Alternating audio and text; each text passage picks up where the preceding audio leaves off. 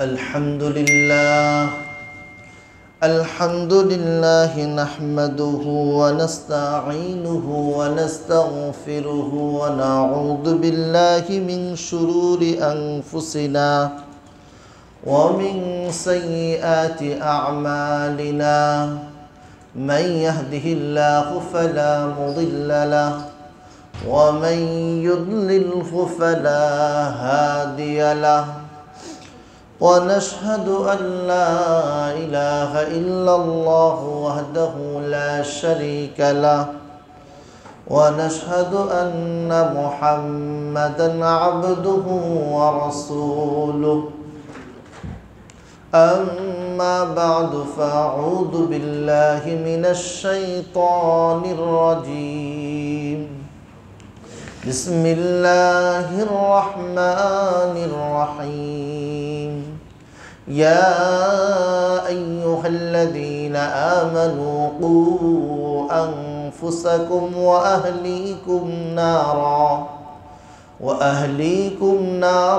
وقودها الناس والحجارة وقال رسول الله صلى الله عليه وسلم الدنيا متاع وخير متاع الدنيا المرأة الصالحة أو كما قال عليه الصلاة والسلام اللهم صل على محمد وأنزله المقعد المقرب عندك يوم القيامة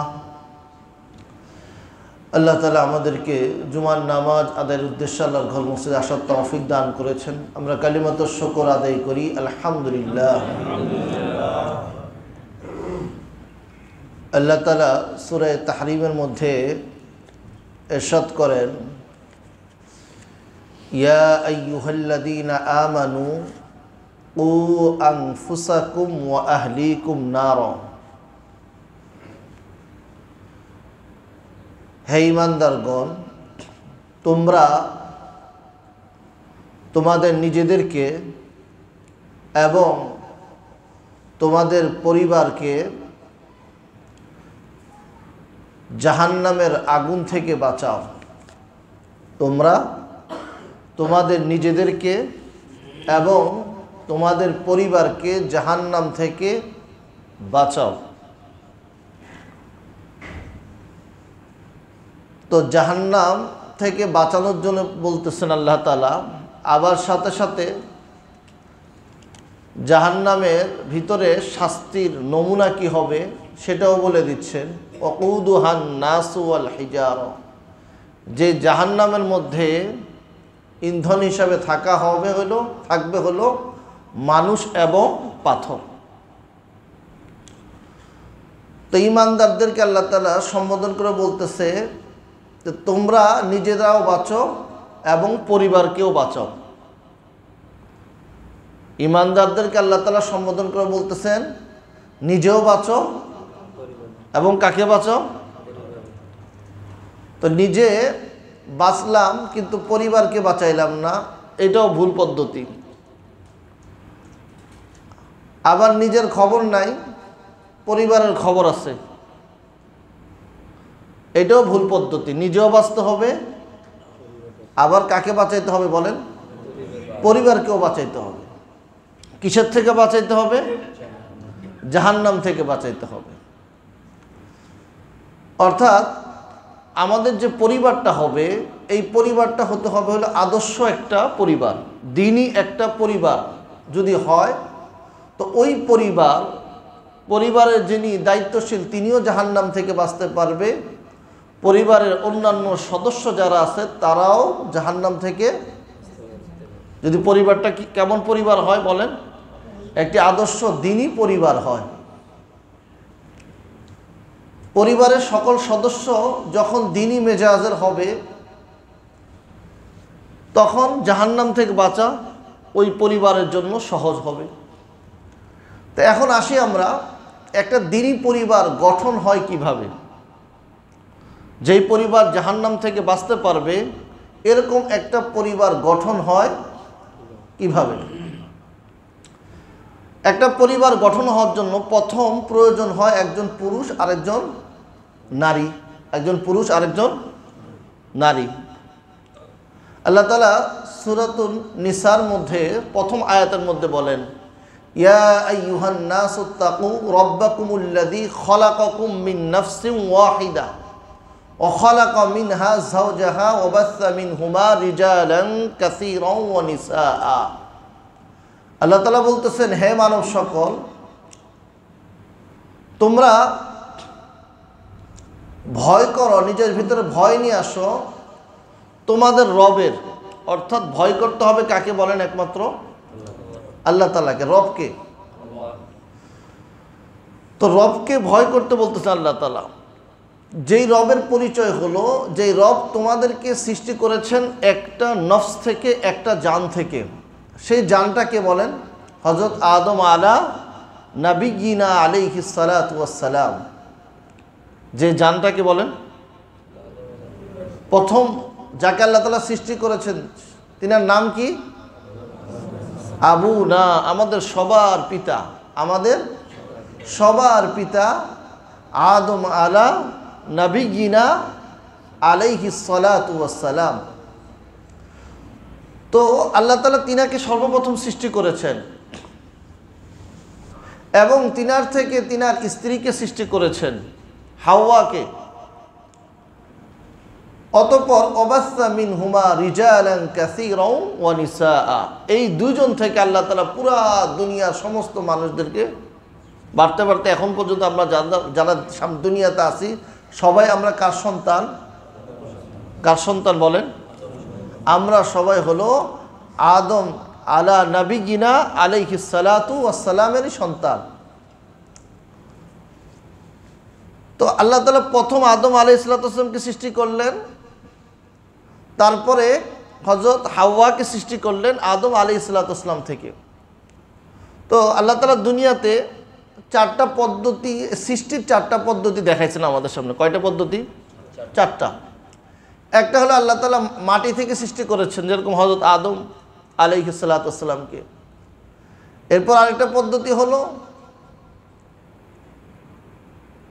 পুরুষের অংশ থেকে সৃষ্টি করেছেন, যেরকম হযরত হাওয়া। আরেকটা হলো শুধু নারীর অংশ থেকে সৃষ্টি করেছেন, যেরকম হযরত ঈসা আলাইহিস সালাতু ওয়াস সালাম। ঈসা আলাইহিস সালামের পিতা ছিল, হ্যাঁ। আর চতুর্থ, যেটা বর্তমানে সমস্ত মানুষ, যে নারী এবং পুরুষের দুই অংশ থেকে সৃষ্টি হয়েছে, আল্লাহ তাআলা সৃষ্টি করেছেন। এই চার পদ্ধতি।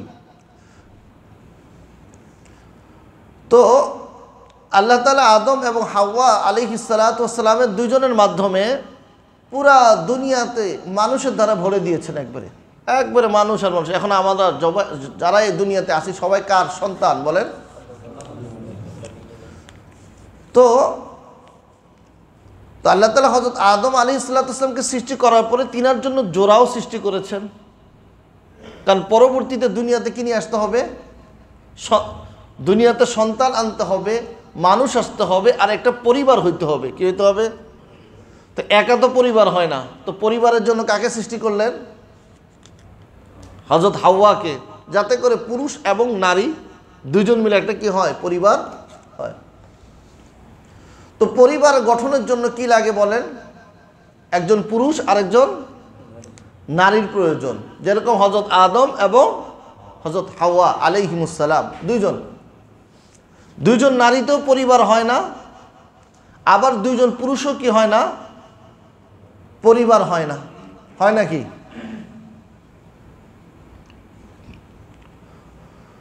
তো এই যে একজন পুরুষ আর একজন নারী, এদের মাধ্যমে আল্লাহ তাআলা দুনিয়াতে বংশ একের পর এক আসতে থাকবে মানুষ। আল্লাহ তাআলা বলেন, হুয়াল্লাযী জাআলা লাকুম মিন আনফুসিকুম আজওয়াজা। ওই সত্তা যিনি, ওই আল্লাহ তাআলা যিনি তোমাদের থেকেই তোমাদের স্ত্রীদেরকে সৃষ্টি করেছেন। ওয়াজআলা লাকুম মিন আনফুসিকুম আজওয়াজা। আল্লাহ তাআলা তোমাদের জন্য তোমাদের স্ত্রী থেকেই কাকে সৃষ্টি করেছেন? তোমাদের থেকেই তোমাদের স্ত্রীকে সৃষ্টি করেছেন। অতঃপর আল্লাহ তাআলা তোমাদের স্ত্রী থেকে তোমাদের সন্তান এবং নাতিপুতি যা আসতেছে দুনিয়াতে, কে সৃষ্টি করেছেন বলেন? আল্লাহ তাআলা সৃষ্টি করেছেন। তো দুইজন যখন একত্রিত হবে, একজন পুরুষ আরেকজন নারী, একজনকে কি বলা হয়? স্বামী, আরেকজনকে স্ত্রী। স্বামী এবং স্ত্রী, একজন পুরুষ আরেকজন নারী, এই দুইজন যখন একত্রিত হবে দুনিয়াতে বংশ বিস্তার করবে। আল্লাহ তাআলা এক আয়াতের মধ্যে বলেন, ওয়ামিন আয়াতিহি আন খালাকা লাকুম মিন আনফুসিকুম আজওয়াজাল লিতাসকুনু ইলাইহা। আল্লাহ তাআলার নিদর্শন এটা যে আল্লাহ তাআলা তোমাদের থেকে তোমাদের স্ত্রীদেরকে সৃষ্টি করেছেন। কেন? লিতাসকুনু ইলাইহা, যাতে করে তোমরা প্রশান্তিত হতে পারো তাদের সাথে। স্ত্রীকে পেয়ে তোমরা যেন কি হতে পারো? প্রশান্তি লাভ করতে পারো। ওয়াজআলা বাইনাকুম মাওয়াদ্দাতান ওয়া রাহমা, এবং আল্লাহ তাআলা এই দুইজন, একজন পুরুষ আরেকজন নারীর মাঝে আল্লাহ তাআলাই সৃষ্টি করে দিয়েছেন ভালোবাসা এবং দয়ার সম্পর্ক। কিসের সম্পর্ক বলেন? ভালোবাসা এবং দয়ার সম্পর্ক। তো একজন পুরুষ এবং একজন নারী যখন বিবাহ করে 40-এর আগের এবং মধ্যবয়স, যখন বিবাহর পর 30-20-এর পর থেকে নিয়ে একটা সময় পর্যন্ত যখন শরীরে শক্তি থাকে দুজনেরই, তখন তাদের মধ্যে একটা সম্পর্ক থাকে ভালোবাসার। আর যখন বার্ধক্য চলে আসে তাদের সম্পর্ক হয়ে যায় কিসের বলেন? দয়ার সম্পর্ক। তখন কিসের সম্পর্ক হয়ে যায় বলেন? বেশি থাকে দয়া। চিন্তা করে একজন, আরে আমি না ঘরে না থাকলে, বৃদ্ধ মাও চিন্তা করে ওই সময়, আমি যদি ঘরে না থাকি আমার স্বামী বৃদ্ধ, সে কিভাবে খাবে? তার তো কষ্ট হয়ে যাবে। তো এখন তো তার শরীর চলেও না, তারপরও সে চেষ্টা করে তার খেদমত করার জন্য। এটা হলো কিসের সম্পর্ক বলেন? দয়ার সম্পর্ক। তো এই যে এটা আল্লাহ তাআলার নিদর্শন, এটা কার নিদর্শন বলেন? আল্লাহর নিদর্শন। তাহলে বুঝতে পারলাম একটা পরিবার গঠন হয় হলো একজন পুরুষ এবং একজন নারী, একজন স্বামী এবং একজন স্ত্রী। তো এখন একটা পরিবার, আমি শুরুতেই বলছি, পরিবার হইতে হবে কেমন? যাতে করে যেই পরিবাররা কোথায় থেকে বাঁচতে পারে? জাহান্নাম থেকে বাঁচতে পারে।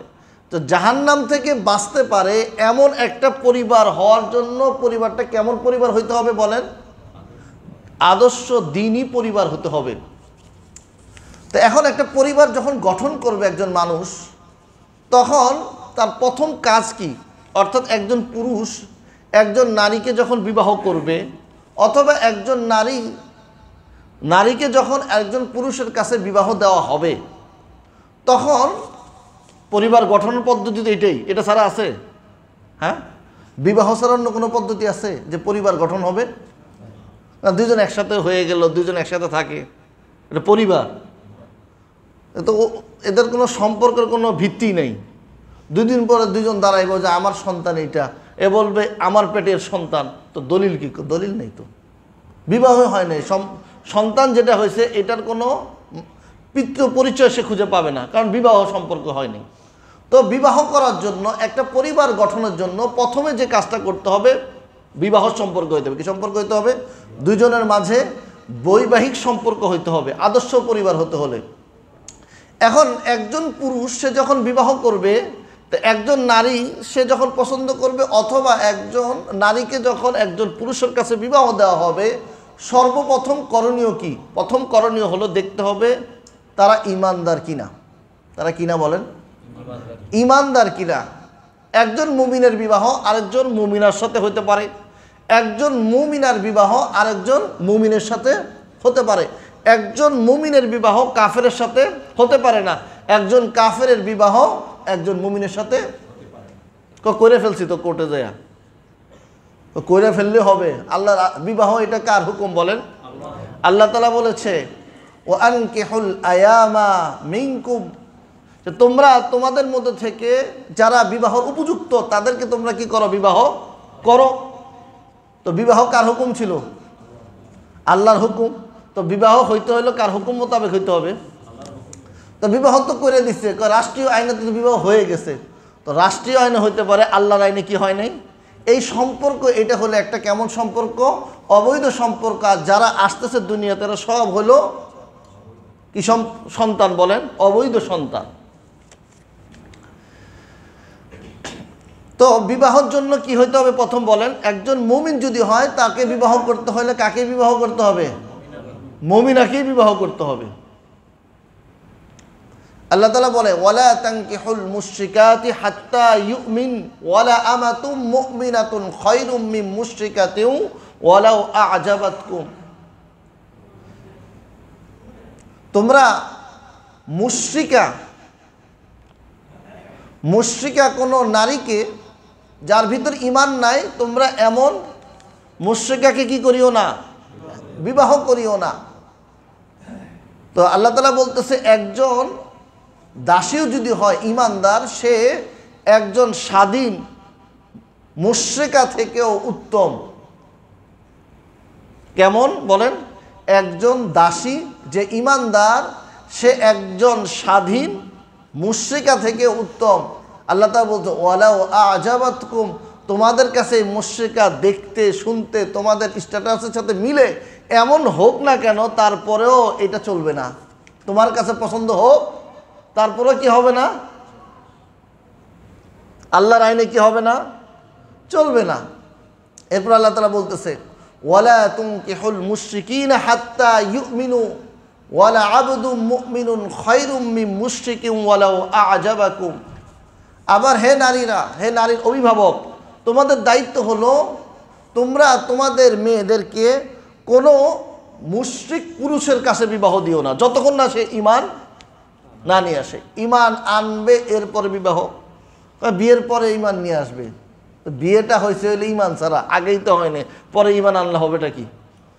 বিবাহর আগে কি করতে হবে বলেন? ঈমান আনতে হবে, এরপরে বিবাহ করে ফেলছে, এরপর 3 বছর পরে ঈমান আনছে, তো কি হবে? এখন নতুন করে আবার কি করতে হবে? এই 3 বছরের সম্পর্ক যেটা, এটা কি সম্পর্ক ছিল? অবৈধ সম্পর্ক। এরপরে ঈমান আনার পরে আবার নতুন করে বিবাহ করতে হবে। তো বিবাহ, তোমরা যারা অভিভাবক আছো, মেয়েদের নারীদের অভিভাবক, তোমরা যখন বিবাহ দিবা, তো তোমরা বিবাহ দিতে কি করবা? কোনো মুশরিকা নারীর সাথে তোমরা কি করিও না। তোমরা বিবাহ করতে কোনো মুশরিকের কাছে তোমাদের মেয়েদেরকে বিবাহ দিও না। হ্যাঁ, যদি সে ঈমানদার হয় তাহলে কি দিতে পারো? বিবাহ দিতে পারো। আল্লাহ তাআলা বলতেছে একজন দাস যে ঈমানদার, সে হলো একজন স্বাধীন মুশরিক থেকে উত্তম। আর ওই পুরুষ যে মুশরিক, দেখতে অনেক সুন্দর লাগতেছে তোমাদের কাছে, তোমার অনেক পছন্দ হয়েছে, তারপরও কি হবে না? আল্লাহর আইনে এর সাথে বিবাহ কি হবে না? বৈধ হবে না। কারণ এই মুশরিক তারা কোন দিকে নিয়ে যায় বলেন? তারা জাহান্নামের দিকে নিয়ে যায়। আল্লাহ তাআলা ডাকতেছে কোন দিকে? জান্নাতের দিকে ডাকতেছে। তো বিবাহর জন্য যখন বিবাহ করবে, ছেলে মেয়ে উভয়ে কি হইতে হবে? ঈমানদার হইতে হবে। কি হইতে হবে বলেন? ঈমানদার হইতে হবে, প্রথম শর্ত। এটা থাকতেই হবে, নতুবা কি হবে না? বিবাহ হবেই না। যেরকম আমি আর আপনি অজু ছাড়া যদি নামাজ পড়ে ফেলি, আমার শরীর নাপাক, আমি ইবাদত করে ফেললে মনে করলে আমার হবে? আমার তো প্রথমেই নেই, তার দরকার ছিল গোসল করা, সে অজু করে এসে নামাজে দাঁড়ায় গেছে, তার ইবাদত হবে? ইবাদত হবে না। তো ওরকম এই বিবাহ হওয়ার জন্য প্রথম একজন মুমিন এবং মুমিনার মধ্যে তারা ঈমানদার হইতে হবে। যে সে কি হয়? মুসলমান হয়। তারা কি হয়? মুসলমান হয়। তাদের প্রথম কি হইতে হবে? বিবাহ হওয়ার জন্য ঈমানদার হইতে হবে তাদের। এবার আসে দ্বিতীয় নাম্বার শর্ত। দ্বিতীয় নাম্বার যেটা দেখা দরকার, দ্বিতীয় নাম্বার দেখতে হবে তারা নেককার কিনা। কারণ বিবাহ, এই বৈবাহিক সম্পর্কে আদর্শ পরিবারের উদ্দেশ্য হলো কিসের থেকে বাঁচা বলেন? জাহান্নাম থেকে বাঁচা। এই দ্বীনি পরিবারের উদ্দেশ্য কি? কিসের থেকে বাঁচা বলেন? জাহান্নাম থেকে বাঁচা। তো দিনদার না হলে জাহান্নাম থেকে বাঁচবে কিভাবে? তো দুইজনকে কি হইতে হবে? দিনদার হইতে হবে। হযরত আয়েশা রাদিয়াল্লাহু আনহার হাদিস, তিনি বলেন নবী সাল্লাল্লাহু আলাইহি ওয়াসাল্লাম ইরশাদ করেছেন, আনকিহুস সালিহিনা ওয়াস সালিহাত ফামান তাবিআহুম ফাহাসান। হযরত আয়েশা রাদিয়াল্লাহু আনহা বলেন, নবী সাল্লাল্লাহু আলাইহি ওয়াসাল্লাম বলেছেন যে তোমরা বিবাহ করতে সালেহ নেককারকে বিবাহ করো, আর বিবাহ করতে পুরুষ, তুমি যখন বিবাহ করবা একজন সালেহা নেককার মহিলাকে বিবাহ করো। তো কি হবে এরকম বিবাহ করলে? ফামান তাবিআহুম, পরবর্তী জেনারেশন যেটা আসবে, তোমাদের ছেলে নাতিপুতি যেটা আসবে পরবর্তী, ফাহাসানুন, তারা ভালো হবে। তারা কি হবে বলেন? যদি দুইজন দিনদার হয়, নেককার হয়, তো পরবর্তীওয়ালারা কি হবে? ভালো হবে। এটা হলো দ্বিতীয় নাম্বার। কি দেখতে হবে বলেন? দিনদার কিনা দেখতে হবে। এবার আসি তৃতীয় নাম্বার। একজন মেয়েকে যখন তার পিতা বিবাহ দিবে একজন ছেলের কাছে, তো ভালো মতো ওই ছেলেকে যাচাই করে নিতে হবে। আবার একজন ছেলে যখন একজন মেয়েকে বিবাহ করবে, এই মেয়ে সম্পর্কে ভালো মতো তাকে কি করে নিতে হবে? যাচাই করে নিতে হবে। এখন একজন বিবাহ করছে আর একজন, তার বাপেরও চিনে না, সে এর দাদারও চিনে না, কিছুই চিনে না, এর বাড়ি কই এটাও জানে না, বিবাহ করে ফেলেছে। দুজনে কি করে ফেলেছে? বিবাহ করে ফেলেছে।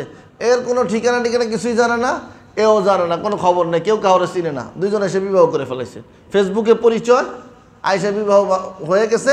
এখন আর দুইজনে এখন যায় দেখে, আগে তো দেখাইছে হইলো বড় বড় দালান, এখন যায় দেখে কুড়ে ঘরের কোনাও নাই, দুইজনই তো শেষ।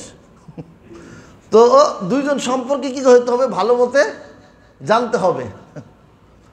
তো একজন প্রথমে আছে পুরুষ, মহিলার, নারীর অভিভাবক একজন ছেলের কাছে যখন তার মেয়েকে বিবাহ দিবে, সে ছেলের কি দেখবে? আমাদের হিসাবে যায় দেখবো বাড়িঘর ঠিক আছে কিনা, এটা হলো আমাদের চিন্তা। বাড়ি ঠিক আছে কিনা, গাড়ি আছে কিনা, তার ইনকাম কি। এখন ইনকাম দেখলাম ওরে সরকারি চাকরিজীবী, তাহলে তো চুরি চামারি ভালোই করে, ফ্ল্যাট কয়েকটা হয়ে যাবে অল্প সময়ের ভিতরেই। কারণ এগুলো যে আমরা চিন্তা করব, এরকমই তো চিন্তা, এরকমই চিন্তা মানুষের। আমার কাছে একজন তার মেয়ে বিবাহ দিবে, একজন এসে বললো যে আমার জন্য, ছেলের মেয়ের জন্য একটা ভালো দেখবেন, দিনদার দেখবেন।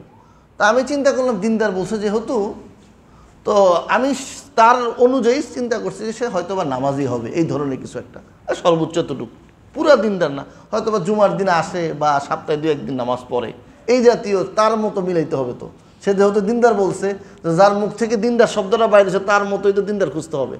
তো খুঁজে যখন দিলাম, সে আমাকে তো এখন আইসে বলতেছে, হুজুর সরকারি চাকরিজীবী হইতে হবে, এই হইতে হবে, এই হইতে হবে। তো সে দিনদার চাইলেও নাকি?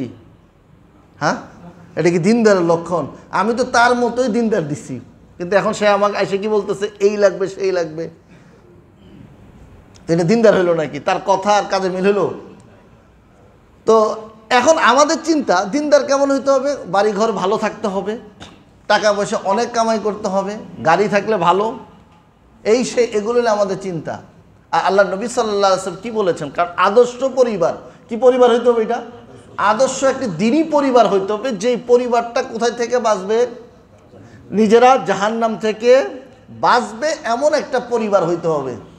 আমাদের যে দৃষ্টিতে আমরা চিন্তা করি, এই চিন্তা করলে এটাতে আমরা কিসের থেকে বাঁচতে পারবো না? সরকারি চাকরিজীবী, সে এর থেকেও তার অতিরিক্ত সে চাহিদা, এবং সে পূরণ করতেছে তার অবৈধ পন্থায়। আবার বেসরকারি চাকরিজীবী, সেও তো খুশি, তার থেকে সে পার্সেন্টেজের মাধ্যমে সে কামাই করতেছে। দুইজনেই তো 2 নম্বরই। এ হইলো ফাইলের নিচ দিয়ে নেয়, আর ও পার্সেন্ট, আপনাকে কাজ দিয়ে দিব, এর 20% আমাকে দিবেন, আমি আপনার বিলটা পাস করাই দিব, আপনি আমাকে 20%। হালাল পদ্ধতি নাকি এটা? এটা হলো বেসরকারি সিস্টেম। তো এই যে পদ্ধতিগুলা অবলম্বন হারাম, এটা কি সম্পূর্ণ হারামভাবে সে কামাই করতেছে। এখন আমাদের চিন্তা যদি থাকে এই সমস্ত জিনিস, তো দিন পাবো, আর এর মাধ্যমে কি জাহান্নাম থেকেও বাঁচতে পারবো? জাহান্নাম থেকে বাঁচার মতো এই পরিবারের কোনো তাদের চিন্তা চেতনা নাই। তো আদর্শ দিনই পরিবার হইতে হলে যারা জাহান্নাম থেকে বাঁচবে এমন চিন্তা মাথায় আসে, তো তাদের মধ্যে তখন তাদেরকে দেখতে হবে ছেলের মধ্যে কি কি গুণ আছে। আল্লাহ নবী সাল্লাল্লাহু আলাইহি ওয়াসাল্লাম বলেন, ইদা খাতাবা ইলাইকুম মান তারদাউনা দীনাহু ওয়া খুলুকাহু ফাযাওবিজুহু। যখন তোমাদের কাছে এমন কোনো মানুষ বিবাহের প্রস্তাব দেয়, যার চরিত্র সম্পর্কে তুমি, যার চরিত্রের উপরে তুমি সন্তুষ্ট, যার চরিত্রের উপরে তুমি সন্তুষ্ট, এবং তার দিনদারির উপরে তুমি সন্তুষ্ট, নবী সাল্লাল্লাহু আলাইহি ওয়াসাল্লাম বলেন ফাযাওবিজুহু, এই পুরুষের কাছে তোমার মেয়েকে বিবাহ দিয়ে দাও। এই পুরুষের কাছে তোমার মেয়েকে কি দিয়ে দাও? বিবাহ দিয়ে দাও। তো নবী সাল্লাল্লাহু আলাইহি ওয়াসাল্লাম কয়টা জিনিস বলছে? চরিত্র, টাকা পয়সার অভাব নাই, চরিত্র খারাপ, বিবাহ করছে একটা আর ঘুরে শতটা নিয়া, তো চরিত্র ভালো নাকি? বিবাহ করছে একটা আর ঘুরে কয়টা নিয়ে বলেন? শত শত। তো এর চরিত্র ভালো নাকি? তার চরিত্র খারাপ। তো নবী সাল্লাল্লাহু আলাইহি ওয়াসাল্লাম বলতেছে তার চরিত্রটা দেখো। তার কি দেখো? এক নাম্বার চরিত্রটা দেখো, আর দ্বিতীয় নাম্বার দিনদারি দেখো। হ্যাঁ, এই দুইটা তুমি পায়ে গেছো, ফাযাওবিজুহু, নবী সাল্লাল্লাহু আলাইহি ওয়াসাল্লাম এর কাছে বিবাহ দিয়ে দাও।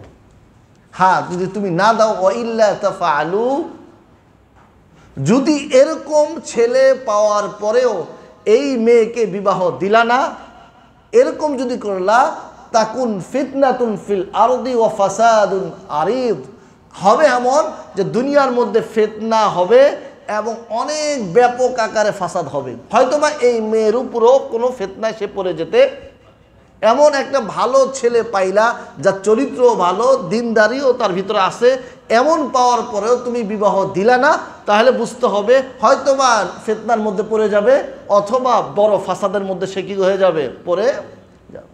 তো ছেলের জন্য কয়টা গুণ দেখলাম আমরা? দুইটা। ঈমান তো দেখতে হবেই। দ্বিতীয় নম্বর আমাদের কি দেখতে হবে? তার ভিতরে দিন আছে কিনা এবং তার মধ্যে তার চরিত্র ভালো কিনা, এটা দেখতে হবে।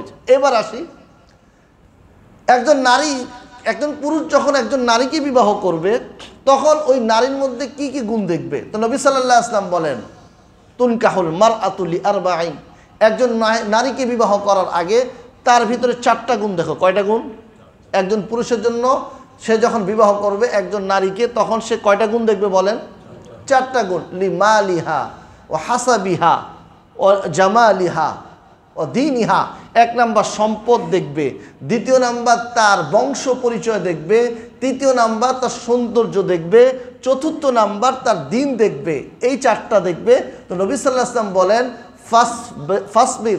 ফাসবির লিযাতিদ দিন, যদি তুমি তার ভিতরে এই নারীর মধ্যে এই 4টার মধ্যে থেকে মাত্র একটা গুণ পাইলা, অর্থাৎ দিনদারি পাইলা, তো এই নারীকেই বিবাহ করে নাও। তুমি সম্পদ দেখলা না, তার সৌন্দর্য দেখলা না, তার বংশ পরিচয় দেখলা, শুধু তার মধ্যে কি দেখলা? দিনদারি পাইলা, তাহলে তুমি এই নারীকে কি করে নাও? বিবাহ করে নাও।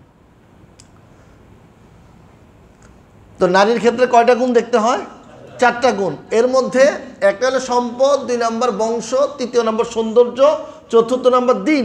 হ্যাঁ, এই 3টা বাদ দিয়ে শুধু তুমি দিনদারি পেয়ে এর উপরে তুমি যদি সন্তুষ্ট হয়ে যাও, এটাই হলো তোমার জন্য সফলতার জন্য, এটাই যথেষ্ট। তো এটা ছিল নারীর ক্ষেত্রে দেখা। এখন আসি, একজন মানুষ, ওই যে শুরুতে যে কথাটা বলছিলাম, এই দ্বীনি আদর্শ পরিবারের মাধ্যমে উদ্দেশ্য কি? জাহান্নাম থেকে বাঁচা। এখন একজন পরিবারের যখন সে বিবাহ করলো, একজন নেককার নারীকে সে যখন বিবাহ করলো, নবী সাল্লাল্লাহু আলাইহি ওয়াসাল্লাম বলেন একজন নেককার নারী কেমন, একজন সালেহ নেক নারী কেমন? নবী সাল্লাল্লাহু আলাইহি ওয়াসাল্লাম বলেন, আদ-দুনিয়া মাতা, দুনিয়ার সমস্ত জিনিস হলো এগুলো ভোগের বস্তু। ও খায়রু মাতা'id দুনিয়া আল মারআতু সালিহা, আর দুনিয়ার যত জিনিস আছে এই জিনিসের মধ্যে সবথেকে ভালো জিনিস হলো আল মারআতু সালিহা, একজন নেককার মহিলা, একজন নেককার। নবী সাল্লাল্লাহু আলাইহি ওয়াসাল্লাম আরেক হাদিসের মধ্যে বলে, মাস্তাফাদাল মুমিনু মিন বাদি তাকওয়াল্লাহ খায়রান লাহু মিন যাওজাতিন সালিহা। নবী সাল্লাল্লাহু আলাইহি ওয়াসাল্লাম, একজন মানুষ সে তাকওয়া অবলম্বন করলো, তাকওয়া অবলম্বন করার পরে তার জন্য সবথেকে উত্তম হলো যেটা সে উপকৃত হতে পারে, সেটা হলো একজন নেককার বিবি। কি বিবি বলেন? কেমন ধরনের স্ত্রী থাকতে হবে? নেককার স্ত্রী যদি থাকে, সে তাকওয়া অবলম্বন করার পরে সবথেকে তার কাছে সবথেকে উপকৃত হওয়ার জিনিস হলো একজন নেককার বিবি।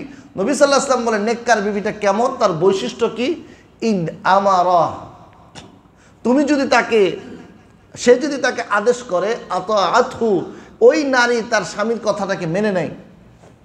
ওয়াইন নাযারা ইলাইহা সাররাতহু, আর ওই নারীর দিকে যখন নেককার নারীর বৈশিষ্ট্য নবী সাল্লাল্লাহু আলাইহি ওয়াসাল্লাম বলতেছেন, এই স্বামী যখন তার স্ত্রীর দিকে তাকায় সে খুশি হয়ে যায়।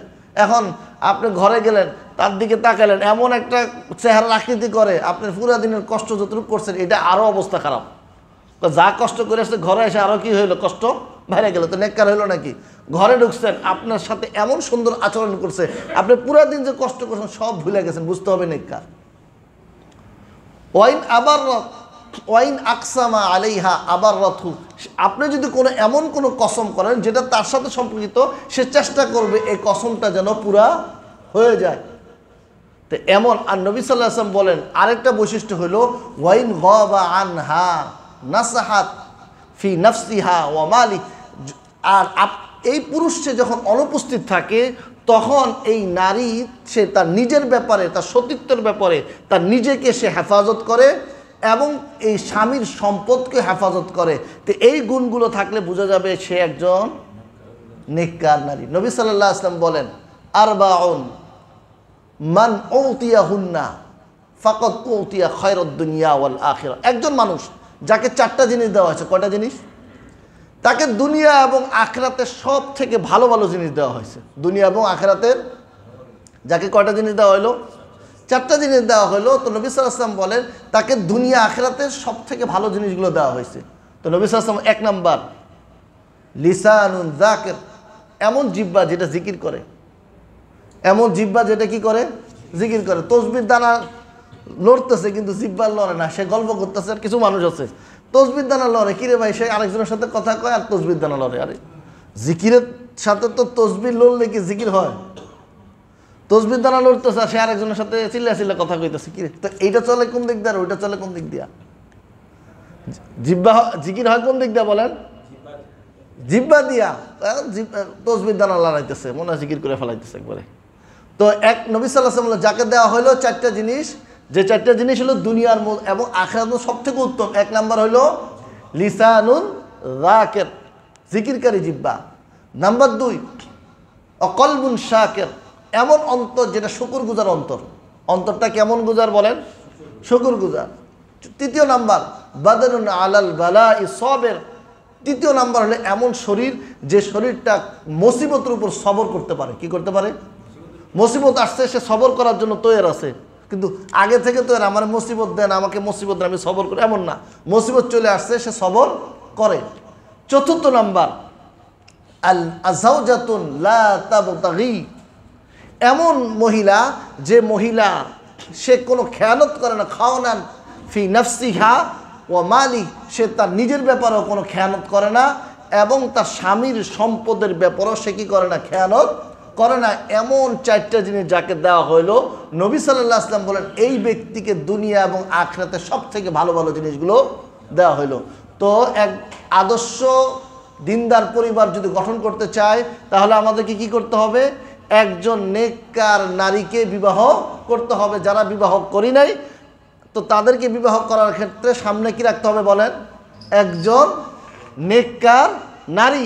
আর যারা অভিভাবক আছে নিজের মেয়েদেরকে বিবাহ দিব, তো বিবাহ দেওয়ার ক্ষেত্রে আমরা যার কাছে বিবাহ দিব, যে পুরুষের কাছে, তাকে দেখতে হবে সে নেককার কিনা। তাহলে এই পরিবারটা আদর্শ পরিবার হবে, জাহান্নাম থেকে বাঁচতে পারবে। আল্লাহ তাআলা আমাদের সবাইকে আমল করার তৌফিক দান করুক।